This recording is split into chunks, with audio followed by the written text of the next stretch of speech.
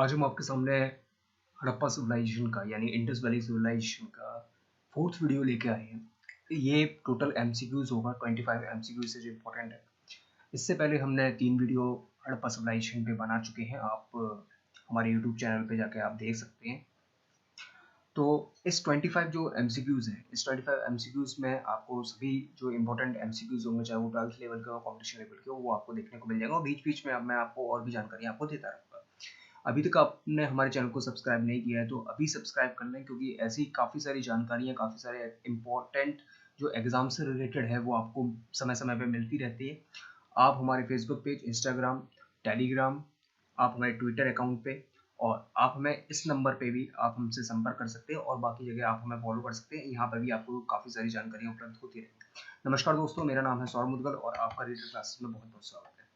सबसे पहला क्वेश्चन ये कहता है कि हड़प्पा सभ्यता का सर्वाधिक मान्यता प्राप्त काल कौन सा है, जो उसकी डेट है वो कौन सी है। ये क्वेश्चन पूछा गया है। ये क्वेश्चन कई बार आ चुका है, काफी सारे एग्जामों में पूछा गया है। तो इसका जो आंसर होगा वो आंसर होगा बी। 2500 ईसा पूर्व से लेके 1750 ईसा पूर्व तक इसका जो शाब्दिक मान्यता प्राप्त काल रहा है वो यही काल है। इसको आपका रेडियो कार्बन जो है C14, तो इसके जरिए इस काल को निकाला गया था। ठीक है। सेकंड क्वेश्चन, हड़प्पा सभ्यता किस युग की थी। अब पूछा गया है कि किस युग की थी, यानी इसमें 4 ऑप्शन है: कांस्य, नवपाषाण युग, पुरापाषाण और लोहे युग। लोहे युग हो नहीं सकता क्योंकि लोहे युग काफी बाद में आया। ये कांस्य युग की थी। ठीक है। यहाँ पर कांसे की खोज हुई थी, यानी तांबा, कांसा और बाकी जो धातुएं थी उसका ये लोग उपयोग करते थे, जिसमें चांदी भी थी, सोना भी था। तो लेकिन जो पहली धातु यहाँ पर मिली थी वो थी कांस्य। ठीक है। यानी कांसे की चीजों का प्रयोग ज्यादा ये लोग करते थे। इसके बाद हड़प्पा सभ्यता के निवासी थे। हड़प्पा सभ्यता के निवासी कौन थे? ग्रामीण थे, शहरी थे, खानाबदोश थे या फिर जनजाति थे। ठीक है। तो इसमें आप जो मार्क करेंगे वो करेंगे शहरी। ठीक है। इसका जो राइट आंसर होगा वो बी, शहरी। क्योंकि ये ग्रामीण नहीं थे, यहाँ पर काफी बड़ी सिटी पाई गई थी, इसलिए शहरी यानी सिटी वाले लोग कहे जाएंगे। सिंधु घाटी सभ्यता किसके समकालीन नहीं थी? किसके समकालीन नहीं थी ये पूछा गया है, नहीं थी। तो इसमें जो आंसर आएगा वो आएगा ग्रीक, क्योंकि मिस्र, मेसोपोटामिया और चीन के समकालीन थी। ग्रीक के समकालीन, ग्रीक काफी लेट आए थे। ठीक है। तो ग्रीक के समकालीन ये नहीं थी। इसका राइट आंसर होगा डी, ग्रीक। मोहनजोदारो कहाँ स्थित है? अब मोहनजोदारो, आपने पिछली वीडियो अगर देखी होगी जो डिटेल में है, उसमें अगर आपने देखा होगा तो मोहनजोदारो के बारे में मैंने बताया हुआ है। ये सिंध एरिया में, जो सिंध प्रांत है पाकिस्तान का, ये सिंध प्रांत में पड़ता है और इसकी जो रिवर है वो है इंडस रिवर यानी सिंधु नदी। ठीक है। तो सिंध प्रांत है और मोहनजोदारो यहीं पर स्थित है। जबकि पंजाब प्रांत में कौन सा है? पंजाब प्रांत में हड़प्पा स्थित है। ठीक है। क्वेश्चन नंबर 6, इसमें पूछा गया है कि सिंधु घाटी सभ्यता के लोगों का मुख्य व्यवसाय क्या था। तो इसके लिए आप हमें कमेंट बॉक्स में बताएं इसका आंसर क्या होना चाहिए। ठीक है। क्योंकि आपने अगर तीनों वीडियो देखी होंगी या जो भी और भी जो चैनल्स हैं उनके माध्यम से जो आपको जानकारियां उपलब्ध हो रही हैं, तो आप हमें जानकारियां जो भी उपलब्ध होती हैं आपको, तो आपको पता होना चाहिए कि इसका आंसर क्या है। तो आप हमें कमेंट बॉक्स में जरूर बताएं। सिंधु घाटी सभ्यता में घोड़े के अवशेष कहाँ मिले थे? अब सिंधु घाटी सभ्यता की बात की है, इसमें घोड़े के अवशेष के बारे में पूछा कि घोड़े के अवशेष कहाँ मिले थे। तो इसका राइट आंसर होगा ए, सुरकोतला। अब ये सुरकोतला कहाँ पर स्थित है? सुरकोतला है आपका गुजरात में। देखिए, दो चीजों में कंफ्यूजन बहुत ज्यादा होता है, एक सुरकोतला, एक सुतकांगोर। तो सुतकांगोर जो है वो बलूचिस्तान पाकिस्तान का जो वेस्ट साउथ प्रांत है वहां पर स्थित है, ईरान के पास में, ईरान का बॉर्डर लग जाता है वहां पे। और सुरकोतला है आपका गुजरात में। ठीक है। सिंधु घाटी सभ्यता बृहद स्नान का, ये बाथ टब के बारे में पूछ रहा है, जो एक ग्रेट बाथ टब है वहां पर। आपने वीडियो देखी होगी तो उसमें मैंने ग्रेट बाथ टब का फोटोग्राफ भी यूज किया था। तो वो है मोहनजोदारो में। ठीक है। हड़प्पा में नहीं है, लोथल में नहीं है, ना ही कालीबंगा में, ये है मोहनजोदारो में। तो आपको याद रखना है कि ग्रेट बाथ टब यानी बृहद स्नान घर कहाँ पर है? मोहनजोदारो में। सिंधु घाटी सभ्यता में, सॉरी यहाँ पर थोड़ा जूते लिख गया है, ये जुते हुए है। ठीक है। जो खेतों को जोता गया है। ठीक है। तो सिंधु घाटी सभ्यता में जुते हुए खेतों का साक्ष्य कहाँ पर मिला था? ठीक है, कहाँ पर ये मिला था जुते हुए खेत? अब ये जुते हुए खेत मिले थे आपके कालीबंगा में। अब कालीबंगा कहाँ पड़ता है? कालीबंगा पड़ता है आपका राजस्थान में। सिंधु घाटी सभ्यता के क्षेत्र का आकार किस प्रकार था? ये क्या ये वर्गाकार थे, आयताकार थे, त्रिभुजाकार या गोलाकार? तो देखिए, यहाँ पर जो नॉर्थ साइड में जो सबसे नॉर्थ पोजीशन पे इंडिया में जो मिला था वो था मांडा। वेस्ट में जो मिला था सबसे वेस्ट में वो था सुतकांगडोर। साउथ में आपका अहमदनगर वाला एरिया था और यहाँ पर ईस्ट में आपका जो मेरठ वाला एरिया था वो था। तो ये एक त्रिभुजाकार है, ना कि ये आपका आयताकार, वर्गाकार या गोलाकार होगा। ये इसका राइट आंसर होगा त्रिभुजाकार। ठीक है। 11 क्वेश्चन, सिंधु घाटी सभ्यता की सामाजिक पद्धति थी किस टाइप की? उनकी समाज स्तर कैसा था? उनका समाज स्तर दास श्रमक बिल्कुल भी नहीं था। ठीक है, वहां पर वर्ण आधारित वर्ण बाद में आए हैं, ये आर्यों के समय में आए हैं। ठीक है, जाति आधारित भी नहीं था। इनका था उच्च समतावादी।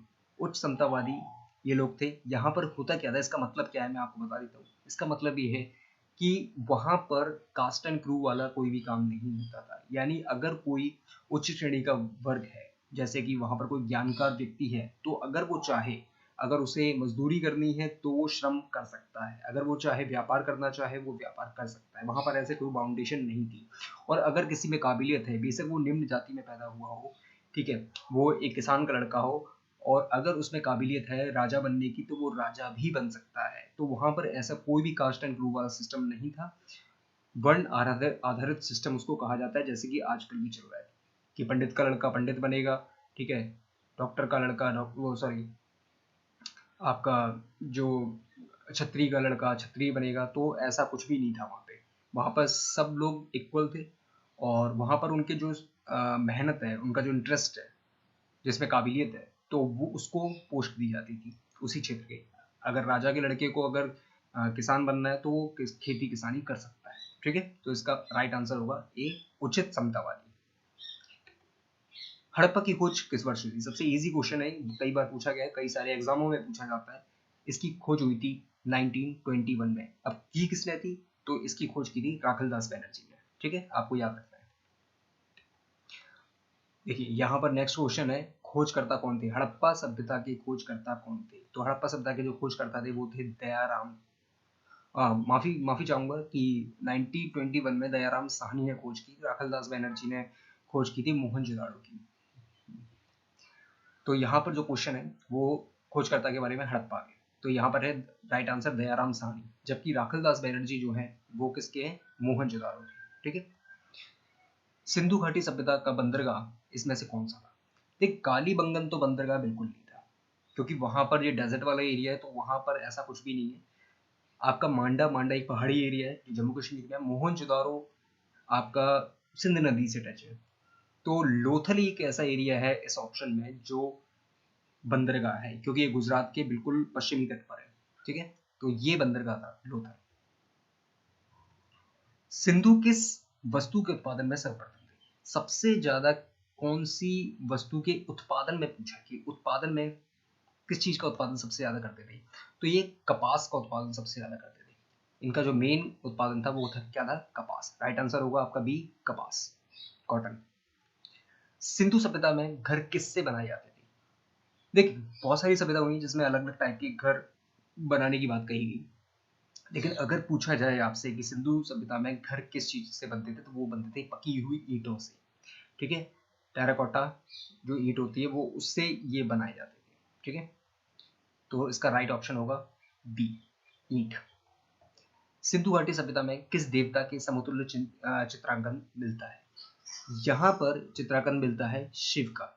एक पार्श्वनाथ सॉरी एक उसमें एक सील मिली थी जिसमें एक व्यक्ति दिखाई दे रहा है जो सींग लगाए हुए है। ठीक है, तो वो उसको कहा गया था अर्धशिव। ठीक है, प्रोटोशिव के नाम से भी जाने जाते हैं। तो ये शिव के एक चित्र मिला था, तो वो शिव के कंपैरिजन में माना जाएगा। राइट आंसर होगा ए, शिव। मोहनजोदारो का स्थानीय नाम क्या है? मोहनजोदारो का जो स्थानीय नाम है वो है मृतकों का टीला। ठीक है, मृतकों का टीला इसका स्थानीय नाम है, ऑप्शन डी। मांडा किस नदी के किनारे पर स्थित है? मांडा किस नदी के किनारे पर स्थित है? पहली बात तो मांडा है कहाँ पर? ये है जम्मू कश्मीर में। अब जम्मू कश्मीर की इकलौती साइट है। और देखिए आपको याद होगा कि झेलम जो नदी निकलती है, झेलम उसकी ट्रिब्यूटरी है इसकी, सिंध नदी की। तो झेलम सबसे फर्स्ट रिवर है जो सबसे नॉर्थ में। ये जो मांडा है वो है चिनाब नदी पर, ठीक है। चिनाब नदी बह रही है तो उस पर मांडा है। ऑप्शन होगा बी चिनाब।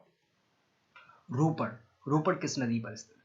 अब रोपड़ है पंजाब में, ठीक है। हमने पढ़ा था, ट्रिक के माध्यम से पढ़ा था, रोपड़ पंजाब लगता है। तो पंजाब में जो नदी बह रही है वो बह रही है सतलज। तो इसका सही आंसर होगा, राइट आंसर होगा सतलज, डी। सिंधु घाटी सभ्यता मिट्टी के बर्तनों में मुख्यतः किस रंग का प्रयोग करते हैं? रंग पूछा गया है, कलर, कौन से कलर का प्रयोग करते थे वो लोग बर्तन वगैरह बनाने में, उसको सजाने में? तो वो करते थे ए ऑप्शन, लाल और काला रंग को ज्यादा प्रेफर करते थे, जिसमें इसकी सबसे ज्यादा जो रंग इस्तेमाल होता था वो लाल कलर ज्यादा इस्तेमाल होता है, लेकिन डिजाइनिंग करने के लिए वो काले रंग का भी इस्तेमाल ज्यादा करते थे। तो काफी सारी बुक्स में सिर्फ लाल रंग दिया हुआ है, लेकिन वो काले कलर का भी इस्तेमाल ज्यादा करते थे। और ये जानकारी मैंने पूरी तरह से कंफर्म की है कि दोनों ही कलर वो ज्यादा इस्तेमाल करते थे। तो लाल और काला दोनों ही कलर वो इस्तेमाल करते थे। Right option A. सिंधु घाटी सभ्यता में मिली सीलों में किस जानवर का अंकित नहीं किया गया है? कौन सा ऐसा जानवर है जो सिंधु घाटी में जो सीलें मिली हैं? मैंने आपको बताया था सील कहाँ इस्तेमाल होती थी, ट्रेडिंग करने के लिए ज्यादातर इस्तेमाल की जाती थी सीलें। तो यहाँ पर कौन सा जानवर अंकित नहीं है?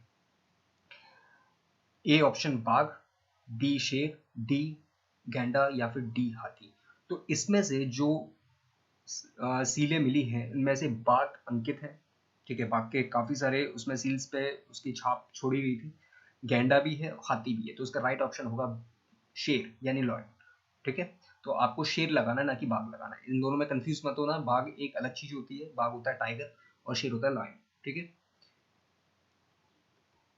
सिंधु घाटी सभ्यता में स्त्री की कांसे की मूर्ति कहां से प्राप्त हुई है? अगर आपने लास्ट वीडियो देखा हो तो लास्ट वीडियो में मैंने आपको बताया था एक डांसिंग करके बारे में जो कि ब्रॉन्ज मेटल की बनी हुई थी। तो वो कांसे की मूर्ति कहाँ से प्राप्त हुई है? तो वो प्राप्त हुई है मोहनजोदारो से, ठीक है। मोहनजोदारो कहाँ पड़ता है? सिंध प्रांत में। किस नदी के तट पर? आपकी सिंध नदी के तट पर, ओके। तो Mohenjodaro is right answer. Sindhu सभ्यता का ज्ञान मिलता है कहाँ से? सिंधु सभ्यता में अभिलेख हुआ नहीं करता, कोई भी अभिलेख ऐसे नहीं मिले, ठीक है, जिनसे कि उसका ज्ञान प्राप्त हो रहा है, ठीक है। साहित्य से वहां पर कोई ऐसी किताबें भी नहीं मिली जहां से उनके बारे में जानकारी प्राप्त हो। ताम्रपत्र भी ऐसा कुछ नहीं मिला है। वहां पर मिला है जो भी उत्खनन, पुरातात्विक और भी उत्खनन हुए हैं जिसमें कि उन्हें एक लैंग्वेज मिली है जिसका सिंबॉलिक लैंग्वेज है वो, ठीक है। तो सिंबॉलिक अभी भी उस लैंग्वेज को पूरी तरह से क्लियर नहीं कर पाए हैं, उसको नहीं पढ़ा जा सका है आज भी। और बहुत सारे अभी भी जो पुरातत्व शास्त्री है वो उस लैंग्वेज को समझने की कोशिश कर रहे हैं, लेकिन अभी तक सफलता हासिल नहीं हुई है, जबकि बहुत सारी लैंग्वेजों को ऑलरेडी पढ़ लिया गया है जो कुछ भी एंशिएंट टाइम पे लिखी गई थी। तो उसका राइट आंसर होगा डी, पुरातात्विक उत्खनन से। लास्ट क्वेश्चन, सिंधु सभ्यता की कौन सी लिपि वो यूज करते थे? कौन सी लिपि? अभी मैंने आपको बताया ब्राह्मी लिपि थी नहीं, खरोष्टी भी नहीं थी, द्रविड़ भी नहीं थी। ये उस लिपि का प्रयोग करते थे जो कि चित्रात्मक थी, सिंबल होते, जैसे आपको यहाँ पर दिखाई दिया कि फेसबुक का जो है ये सिंबल है, एफ लिखा हुआ है। यहाँ पर एक कैमरा दिखाई दे रहा है, ठीक है, इंस्टाग्राम का। यहाँ पर एक प्लेन दिखाई दे रहा है जो कागज का प्लेन होता है, अपन बनाते हैं, स्कूल में बनाते थे। तो और यहाँ पर देखिए ट्विटर का एक बर्ड दिखाई दे रही है, ऐसे ही व्हाट्सएप का एक सिंबल दिखाई दे रहा है। तो वो सिंबल का यूज करते थे, ठीक है। सिंबल से वो अपने जो कुछ भी उन्हें लिखना होता था, जो कुछ भी समझाना होता था, तो उसको डिस्क्राइब करने के लिए वो सिंबॉलिक लैंग्वेज का यूज करते थे। और मैंने आपको बताया था ये सिंबॉलिक लैंग्वेज एक नॉर्मल लैंग्वेज, जैसे हमारी लैंग्वेज चलती है लेफ्ट टू राइट, ठीक है, वो लैंग्वेज चलती थी राइट टू लेफ्ट। कब? जब एक सेंटेंस लिखा जाएगा तो राइट टू लेफ्ट लिखा जाएगा, और अगर वो सेंटेंस कंटिन्यू किया जाता है यानी वो सेंटेंस काफी ज्यादा बड़ा है तो राइट टू लेफ्ट होते हुए फिर लेफ्ट टू राइट चलेंगे। अगर और ज्यादा बड़ा है, तीसरी लाइन में आना है, तो फिर वो राइट टू लेफ्ट चलेंगे। तो इस तरीके से वो लिखा जाए। अगर आपको ये वीडियो पसंद आई हो तो आप लाइक करें, शेयर करें, दोस्तों के साथ भी शेयर करें, क्योंकि सबको जानकारी पहुंचनी चाहिए, ठीक है। क्योंकि पढ़ना ज़्यादा इंपॉर्टेंट है। देखिए समय तो देखिए लॉकडाउन में सभी लोग घर पे बैठे हुए, तो जितना नॉलेज आप लॉकडाउन में अभी ले लेंगे उतना फ़ायदेमंद रहेगा। और आप कमेंट ज़रूर किया करें, क्योंकि मैंने देखा कि वीडियोज़ पे कमेंट नहीं आते। तो आप कमेंट नहीं करेंगे तो हमें नहीं पता चलता कि हम जो भी काम कर रहे हैं वो किस लेवल का काम कर रहे हैं, आप तक वो चीज़ समझ में आ पा रही है, नहीं आ पा रही। कोई सुझाव हो वो भी आप ज़रूर लिखा करें, जिससे हम आपको बेहतर से बेहतर सर्विस आपको प्रोवाइड कर सकें, बेहतर से बेहतर वीडियो हम आपके लिए बना सकें। तो आपने जितनी भी वीडियो देखी उस सभी के लिए आपका धन्यवाद। आगे भी आप बने रहिए, ऐसे ही आप अपना प्यार बताते रहिए, ठीक है? और हमसे जुड़े रहिए। आपको और भी जानकारियाँ हम ऐसी वीडियो के माध्यम से हम देते रहेंगे। तब तक के लिए नमस्कार, स्वस्थ रहिए, खुश रहिए। धन्यवाद।